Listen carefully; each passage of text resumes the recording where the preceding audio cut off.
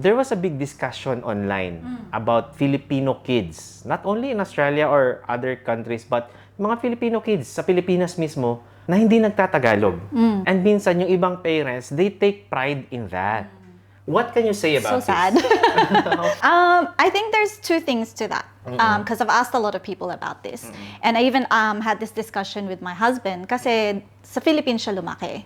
Tapos minsan pagkausap namin yung mga bata, I'm trying to talk to my kids in Tagalog pero I noticed that mas kausap niya ng English yung mga bata. And so I questioned him about this.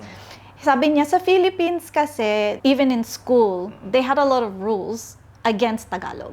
Okay. There's a lot of schools na may penalty kapag magtatagalog ka. Yeah, it's a English-only areas. Pati sa mga parang cafeteria or there's only certain subjects that you can speak Tagalog. But outside of that, have you heard this? No, this is the first time I'm hearing this. So, there's some schools na ganon, na bawal magtagalog. In Philippines bawal magtagalog, English only. And I think they had a perception that English is connected to intelligence.